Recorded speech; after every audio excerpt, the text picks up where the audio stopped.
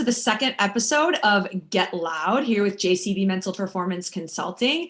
I am here with Jacie. Jacie is a goofy and vibrant individual. Her answer to the very first question that I asked, what are the 3 words you would use to describe yourself? She already managed to make me laugh by providing the word irrefutable. She also provided the words discerning, expressive, and gracious. 3 words I would agree describe her perfectly. I've had the pleasure of competing against Jacie on the field and coaching with her.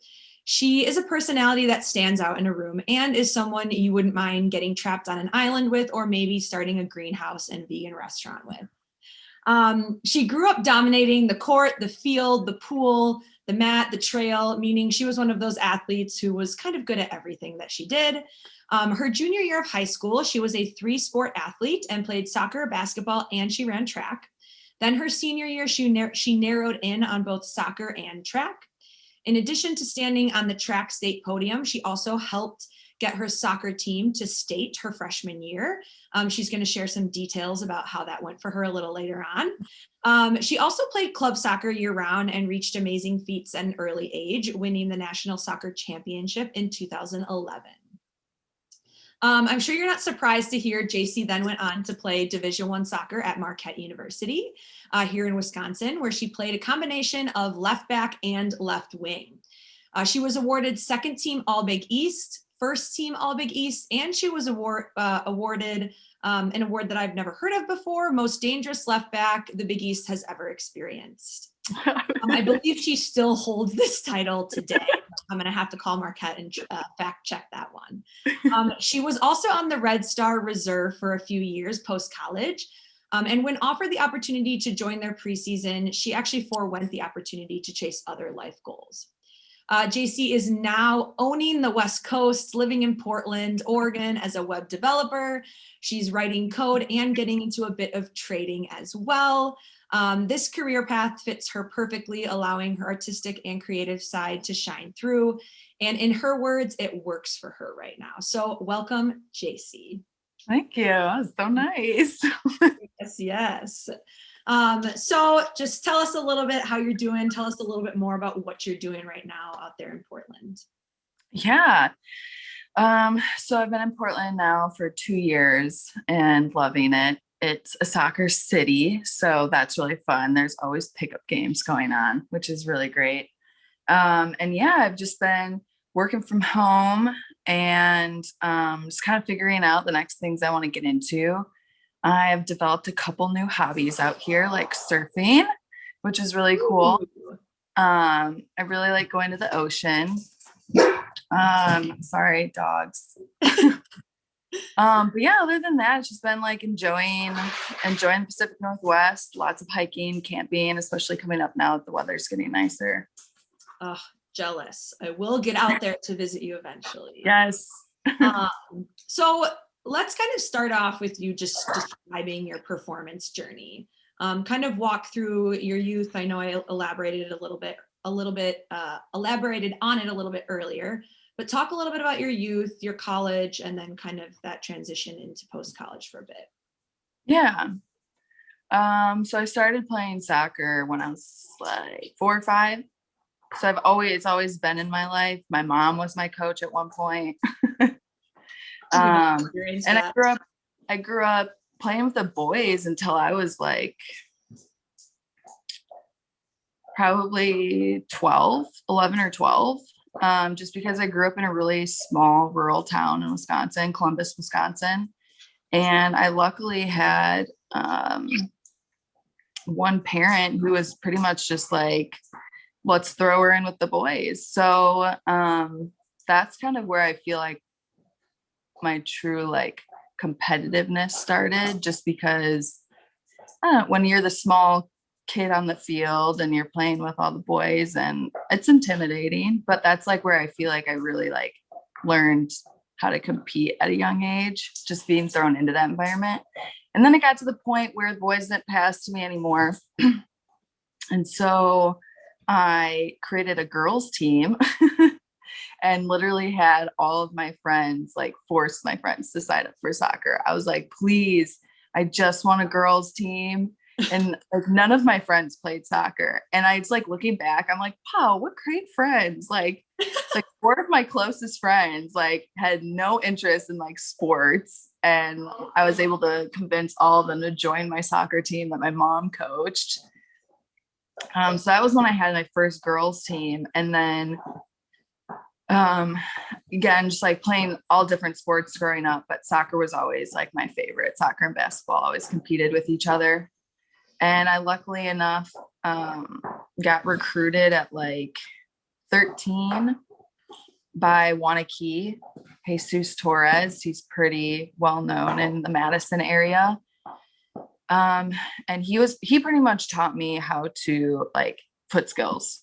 And so it's really cool now, like to see how you guys have set up the academy, because like you can't be a successful youth player without those foot skills. Like you have to have them. And I was a little late compared to what we're doing now, but like I have so much to thank for, because I literally went to a camp in some prairie and Jesus was like the next day calling my mom, convincing her, hey, she needs to come to our club. So that was pretty funny, just because like club soccer wasn't really, I didn't even know it existed. Like that's how removed like Columbus was from like big Madison things. Yeah. And yeah, so like growing up, it was always like my mental mindset, like when I was a youth player, was always just like, I want to be the best. I want to be the best. I was always in my backyard playing, doing some sport. And I had 2 older brothers too. And so that also helped as well. They were like, I remember my brother once was like, he was like, hey, he's like almost like a coach. He's like, hey, you did this. You can't just like give up and stop running. And I took it like so personally. I was like, oh my God, like my brother doesn't think I'm very good because he's like critiquing the way I play. Yeah.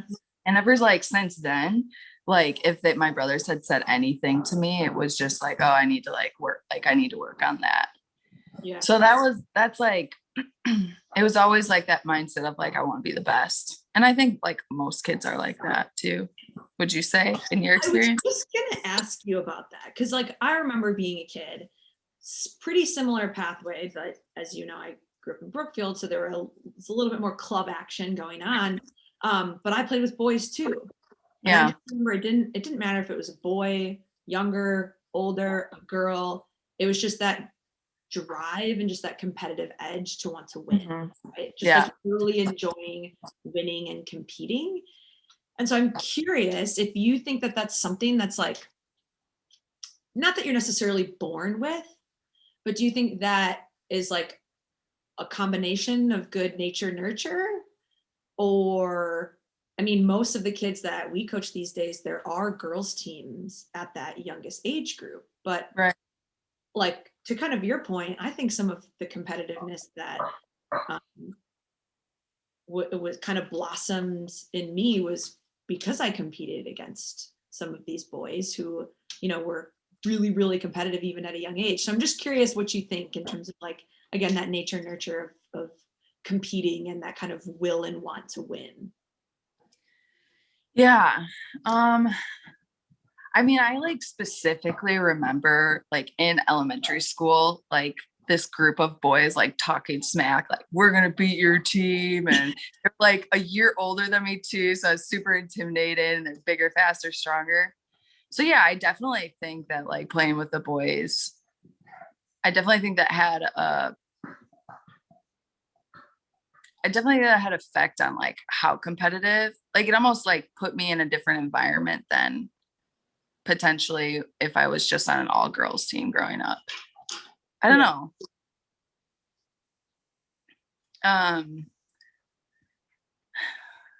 It's so hard to like even think back, like, oh, what was my mindset back then? Just because like it was always just like, oh, it's a soccer day. Woo. Like Yep. But I do remember I was pretty fast always growing up. And so it did have like the goal scoring mentality where it was just like, how many goals can I get this game? I do remember like always thinking that like, oh, how many goals am I going to score this game? which I think is a pretty healthy mindset. It's not like, am I going to score today? It's like, how many am I going to score today? Yeah. And then as I got older and got more competitive, I think this question was hard because I'm like, shoot, I have to like think back to like every step of like competitiveness, like every level that you just kind of keep going up.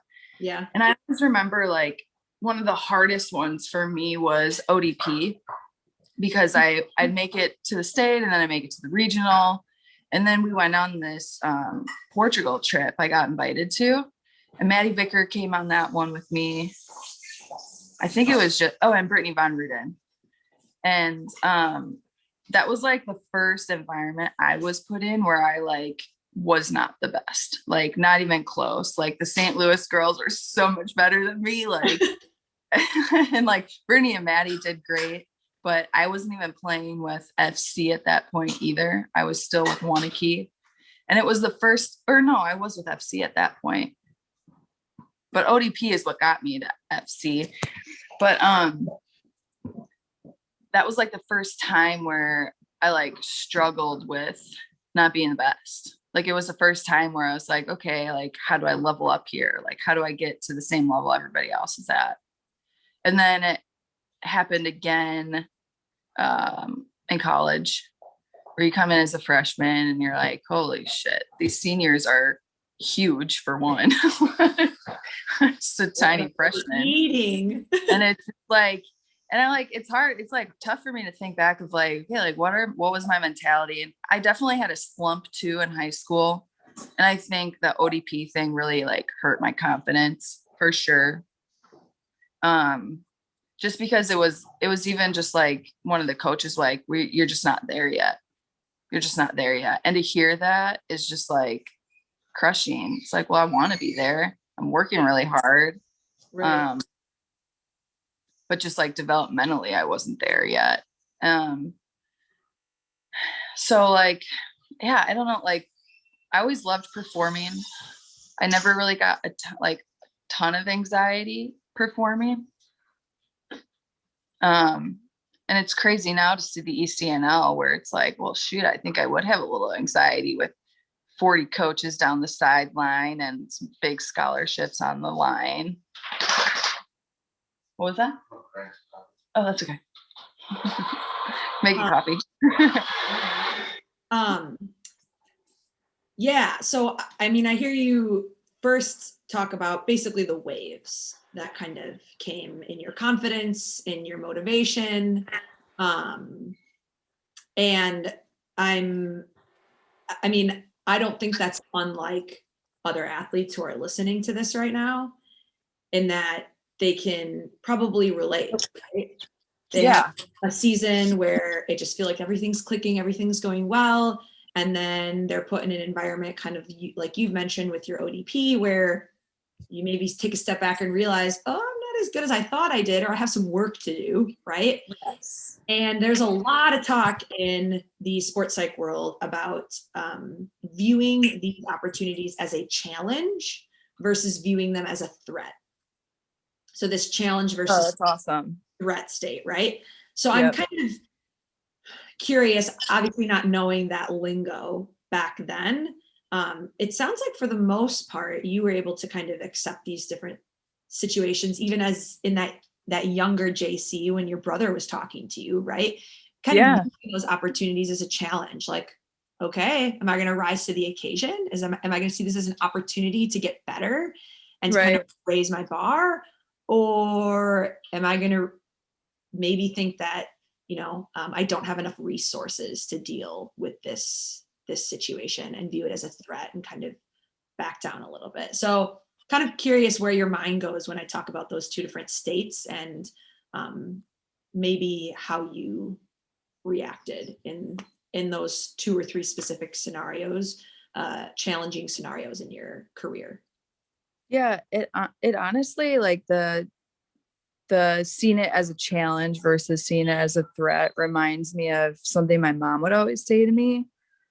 She would always say, Jacie, you do so much better when you're the underdog. she goes, when you're the best one on the team, she goes, then you start to struggle and your performance goes down. And then I remembered that. And then I'm like thinking to all my performances. And I remember when I first joined FC Milwaukee at the time, McKenna and I both weren't starting.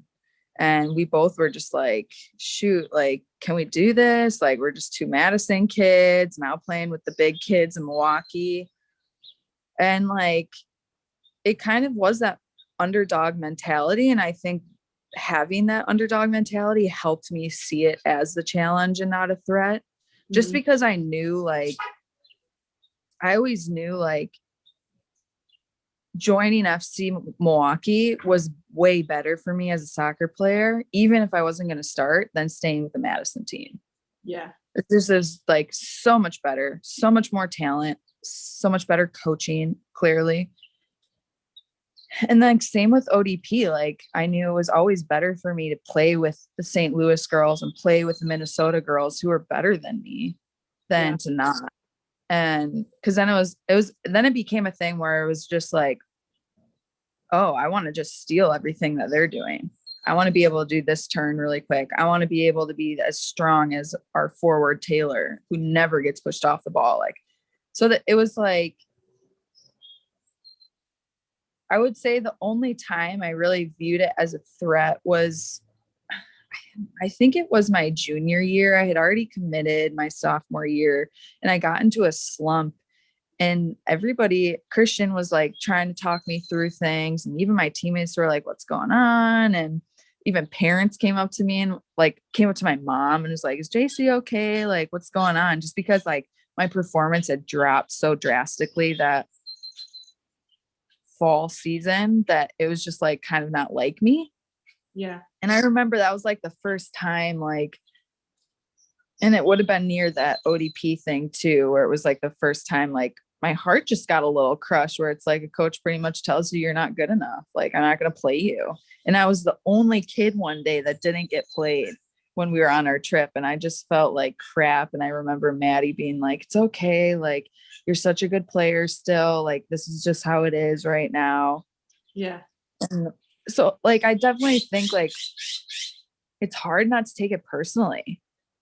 Like, it's so hard to keep that underdog mentality. It's so hard to not just say, you know what, you're right, I'm not good enough, and just go down that whole train of not having those good thoughts and not being positive.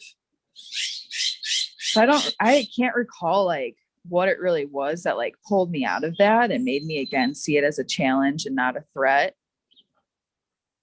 But I would imagine it's just, I don't know. Like, I don't remember like what pulled me out. I remember Christian was really working with me, like with visualizing. Okay. And I know that helps to a certain extent.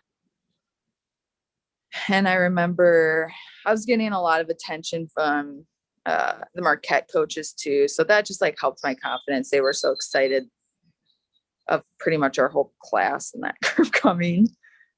Yeah.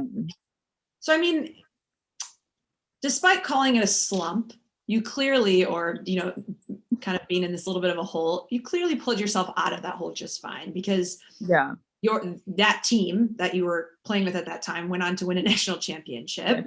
Yeah, we did so well. I had a great year. Club's history, right? And then you also went on to have a very successful career at Marquette. So despite not really knowing how you kind of managed your way out of it, you kind of dug through and were gritty enough to do that. And, you know, one thing I like to talk a lot about with my athletes, or at least have them revisit it a lot, because sometimes it can help pull them out of moments like that, is their why, right? So why they play the sport, why they love it, what gets them jumping out of bed or jumping in the car after school to come to practice. Can you recall, at least during that time in your life specifically, kind of what your why was that kind of continued to drive you? I think there was like a few different whys. I remember one winter it was really tough for McKenna and I, just because we were traveling so much and we weren't performing well. Christian was like all over us. And we just looked at each other and were like, wow, do we want to keep doing this? Like, this is crazy. It was like the first winter we had with FC. So we didn't know the intensity of what indoor can be like on Christian's teams. And I remember our why then, like for me, wasn't even soccer. It was, I met all these cool girls that like are now my friends. And I see them more than some of my friends I go to school with every day, just because I'm driving to training 3 days a week and hanging out with them or sleeping over at their house on the weekend for games and stuff. And like the why at that point was just like, what? Like, I like these girls. Like, I want to be on this team because these are like my friends. These are my people. And then the other why was just like, we have to figure this out, because we were both like, we don't want to go back to the Madison teams. Like, they weren't the same, like they weren't competitive enough for what we wanted. And that, I think those two things, and having the support around us, our parents were super supportive. I mean, they drove us to trainings, late nights, all of that stuff. And I remember McKenna's dad, Kelly, he's so amazing. He was just kind of like straight up with us and was like, you guys can quit. Like, you guys can quit right now if you don't want to do this. And I think like that, like immediately snapped us out of it, where we were just like, all right, if we're doing this, we're doing it. And like, it's a struggle right now, but like, we love our teammates. Christian knows what he's talking about. We don't want to go back to a Madison team. Like, this is our option. Like, this is what's going to make us better players. This is what's going to make us successful in college, which we both wanted.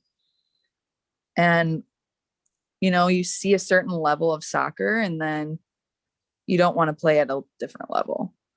Yeah. And I think most competitive athletes, especially when they get towards the end of their career, get really picky about that, where it's like, no, I don't want to go play at a lower level. Like, I've been playing at this level and I've been successful with it. And then it becomes like a pride thing too.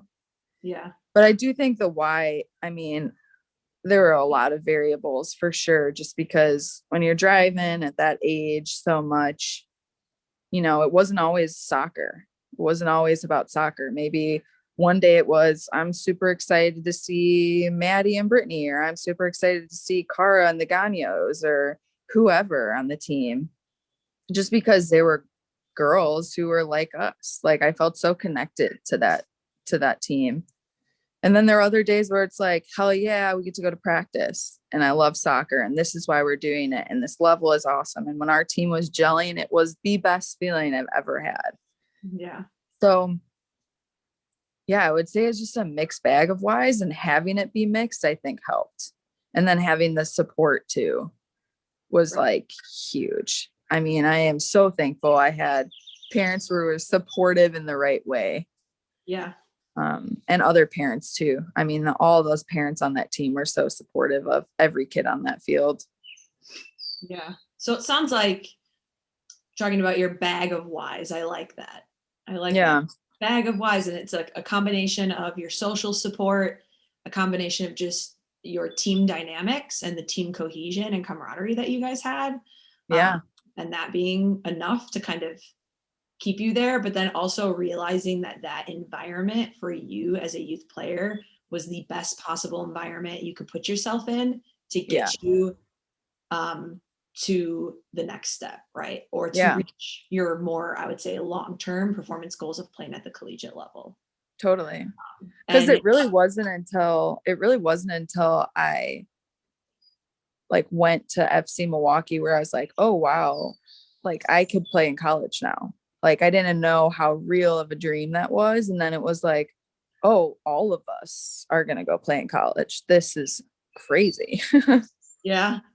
And so you kind of draw on those different whys. Yeah. Based on kind of your mental and physical and technical and tactical needs of that time. Yeah.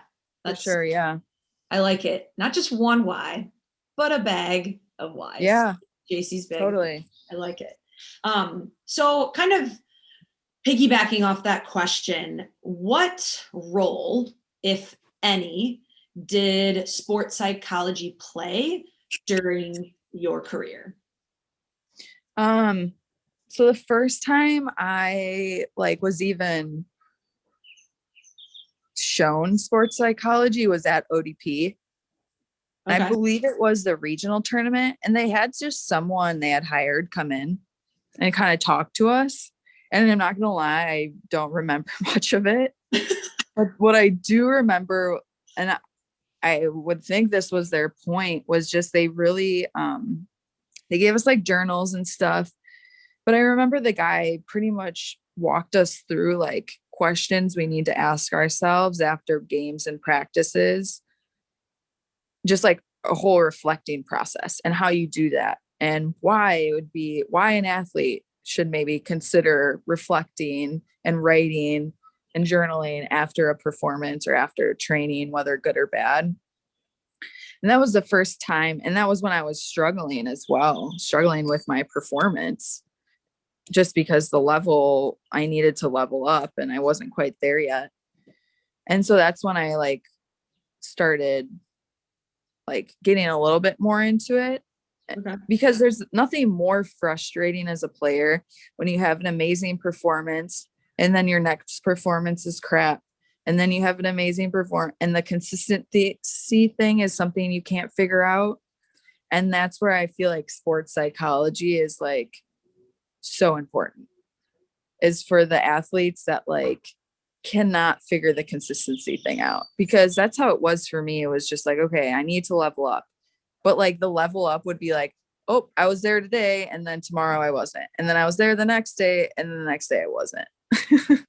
Yeah. And so I remember journaling and doing that and trying to like go through that reflection process and asking myself, okay, well, what was different today? And I know Christian kind of like briefly would mention that stuff to our team, and like holding ourselves accountable, not just him, about why certain performances were good.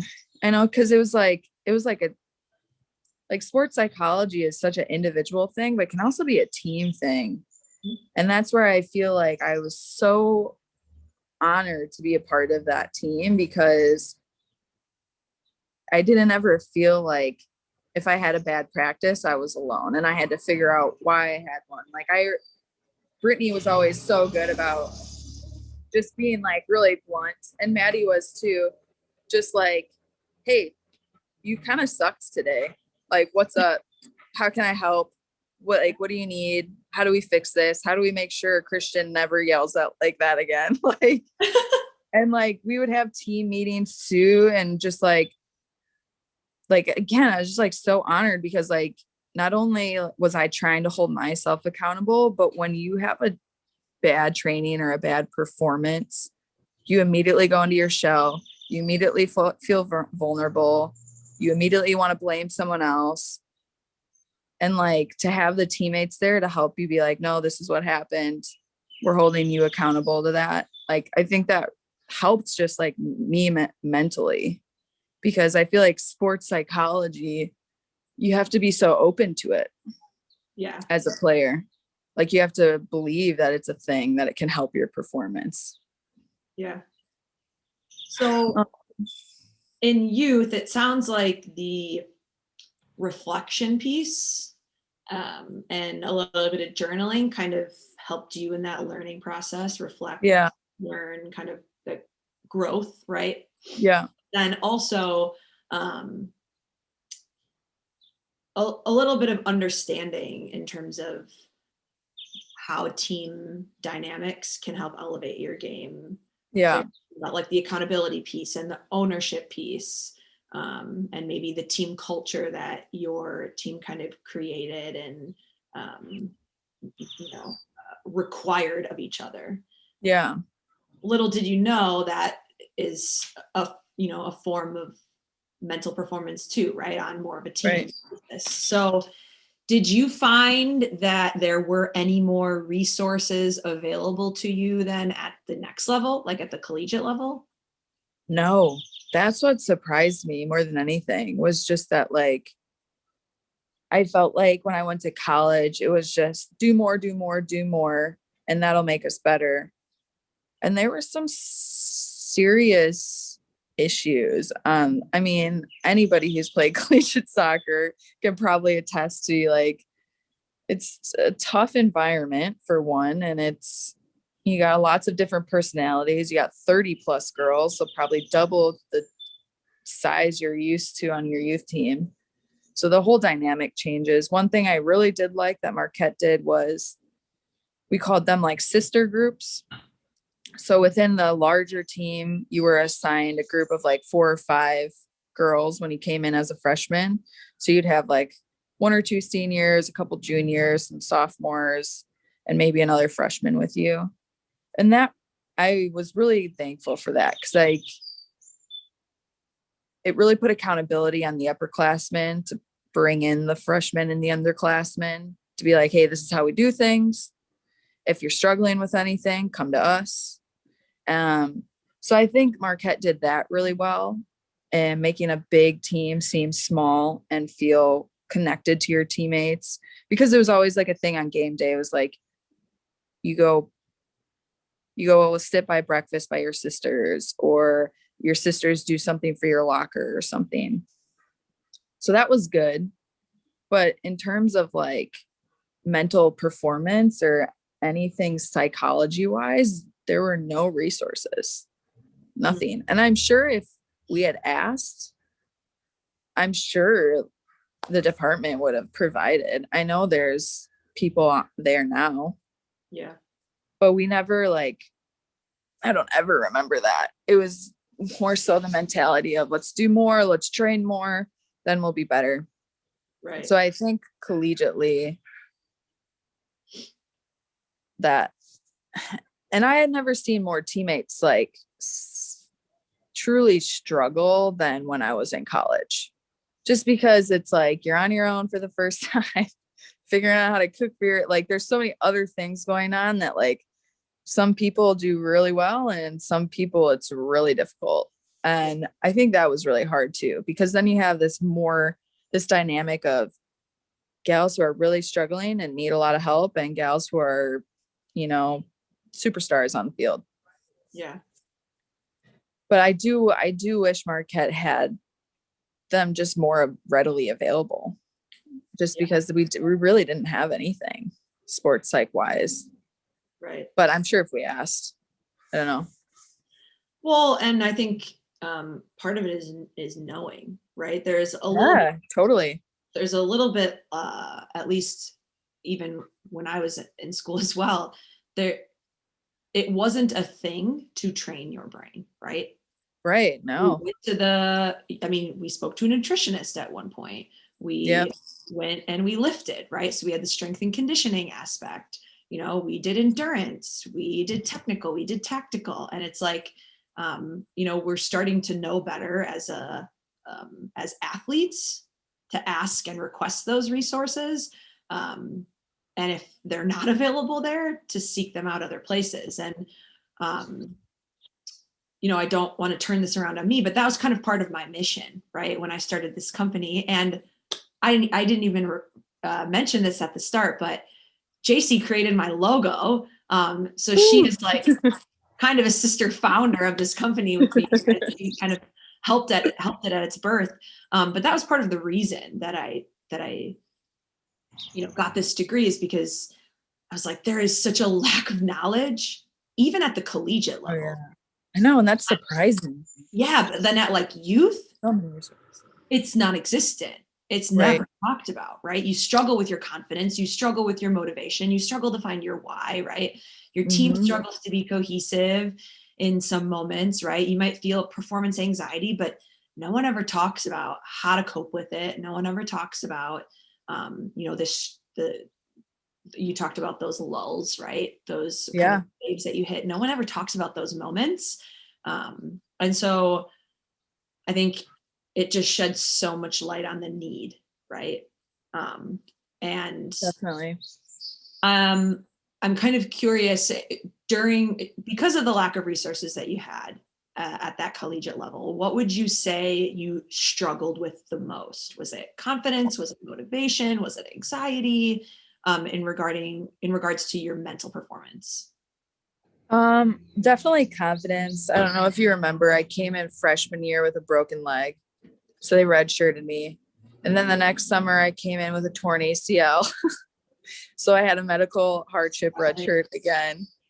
So my confidence was definitely shot. I mean, it got to the point where like my mentality about it all was so bad where I just remember feeling worthless. I was like, they're paying me all this scholarship money to play here and be successful here, and I haven't even given them a season yet. Yeah. So my confidence was definitely shot. And then when you're literally relearning how to run, it's such a long process. So yeah, collegiately, I definitely struggled with confidence. And then junior year, when I finally came back healthy, it was that inconsistency thing again. You know, I felt confident as an athlete on the field again because my body was right. Now it was healed and I didn't have pain I was dealing with. But then it was like, okay, now it's like back to the real of fighting for that starting position.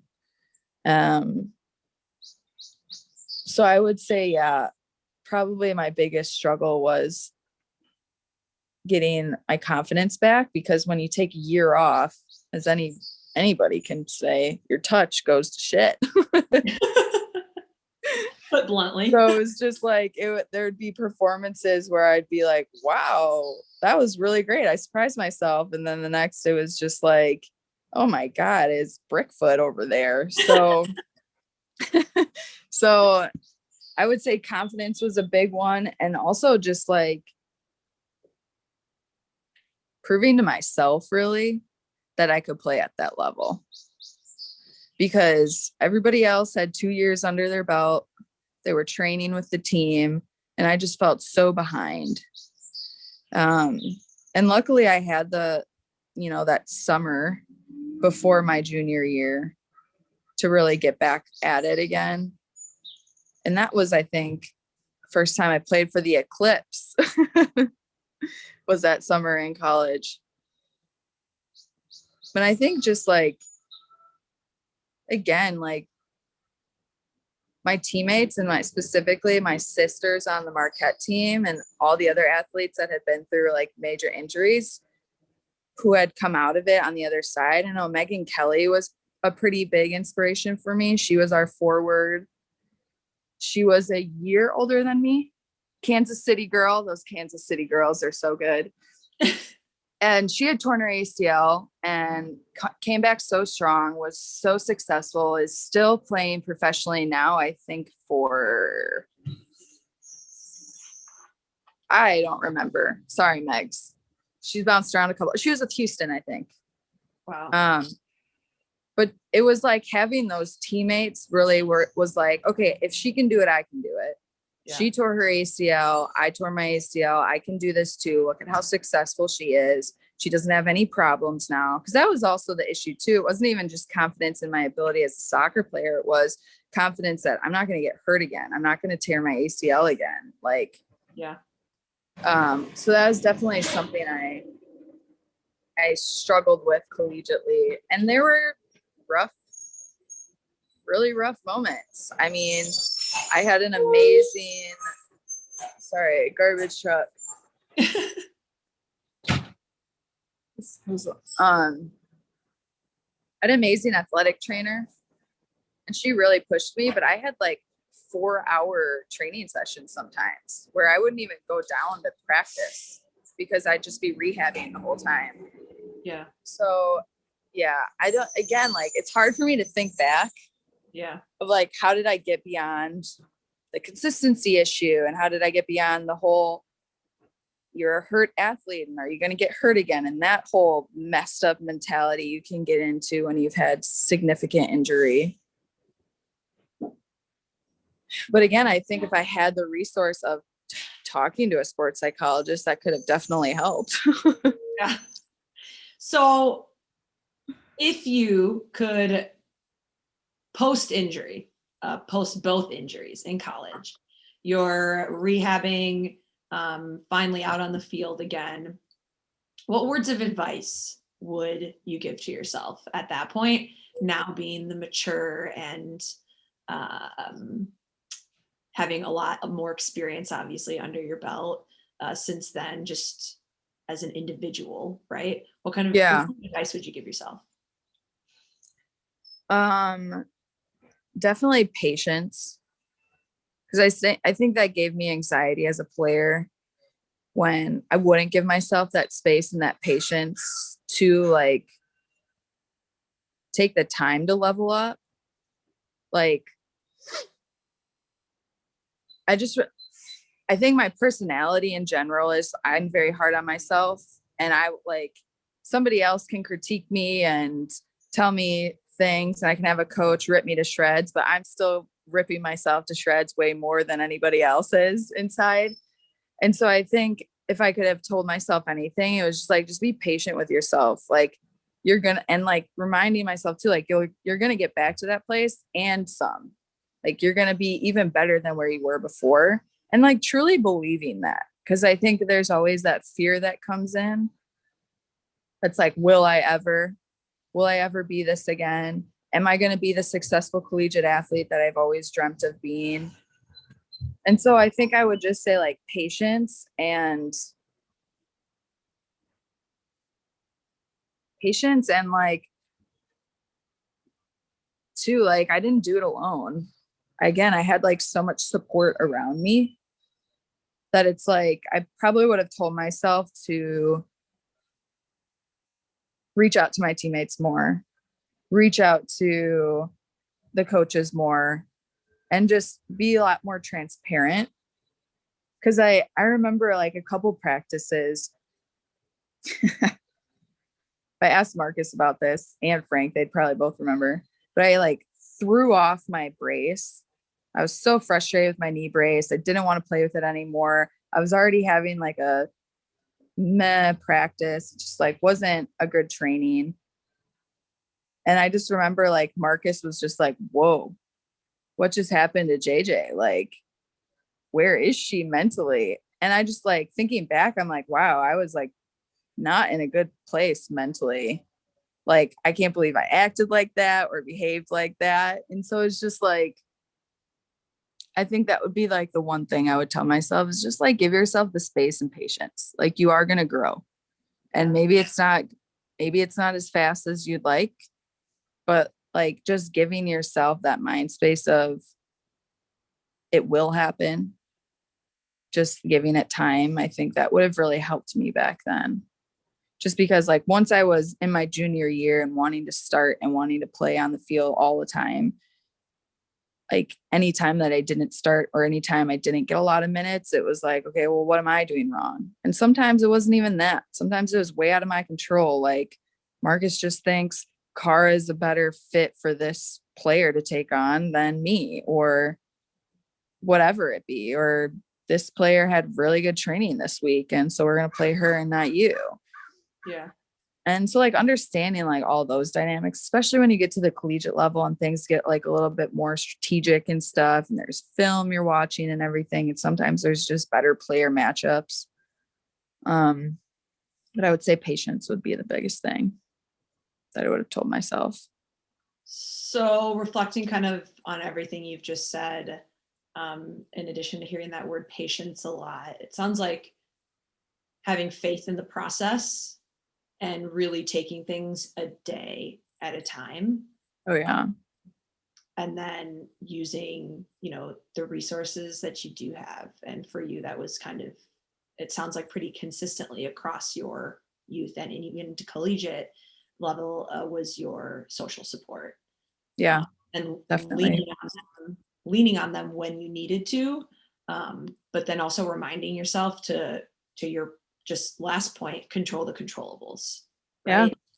That sometimes it's out of your control. Right. There are some things that are out of your control. The coaches are going to make decisions sometimes that you don't maybe understand or agree with. But that doesn't change kind of your outlook and, to continue to take things a day at a time. Yeah. And it can't. And like, I think that's something I would have definitely told myself too, is like, stop taking everything personally. It's not personal. Like, you're a great player. Just because this didn't go your way exactly how you wanted, doesn't mean anything. And even if a coach comes up to you and tells you and is like, we're going to play so-and-so instead of you because, they've been playing really well or they've been scoring goals or whatever the case may be, it's just like, try not to take it personally. Because I think that's definitely something I did too, as well. As just like, today just wasn't my day, and that's okay. But tomorrow might be, and maybe all next week might be, and maybe I'll be starting before I even know it. Yeah. So that's such a hard thing to do. It's a hard thing to teach, I would imagine too.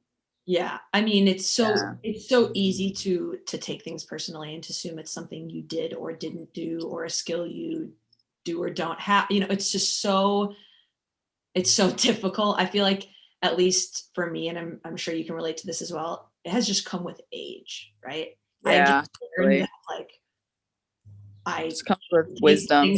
Wisdom and age. And so to have that, to your point, to have that patience and to not take things personally as a youth athlete or even as a collegiate athlete is difficult.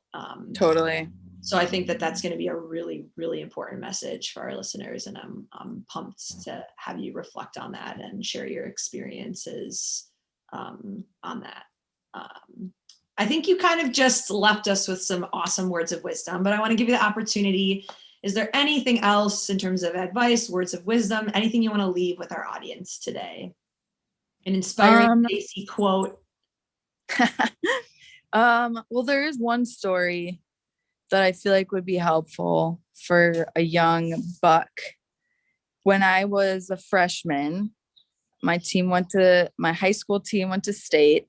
And I think we were playing Catholic Memorial.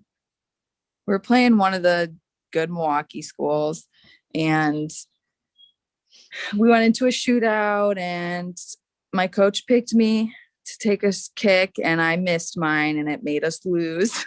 And I was bawling, and it was just like such a rough time. I mean, anybody misses a PK, you all know how terrible that feels.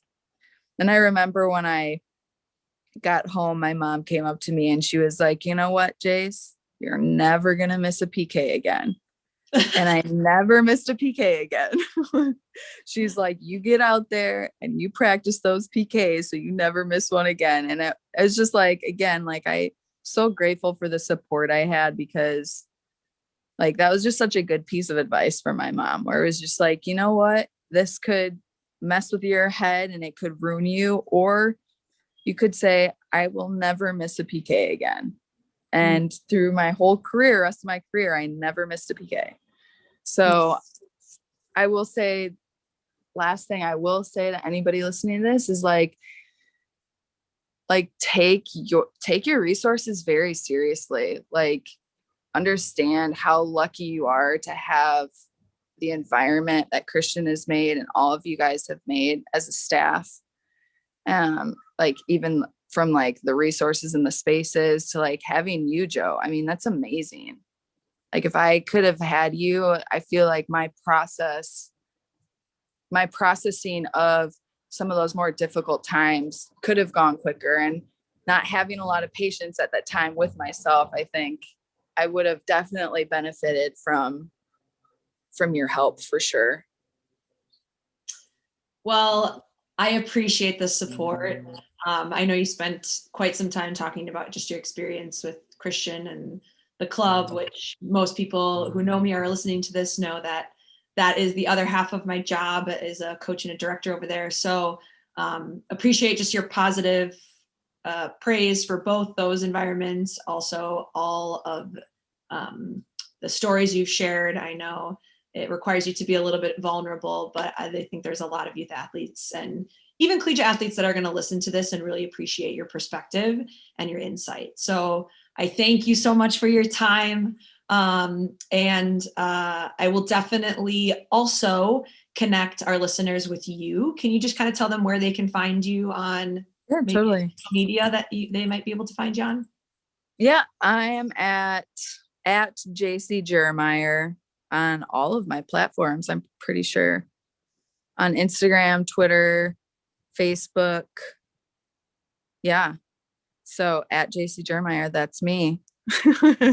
Find her. She'll make you want to move out to the West Coast. Definitely. Yeah, for real. Come You- visit. Yes. Well, thank you again, Jacie. Yeah, thanks for having me, Joe.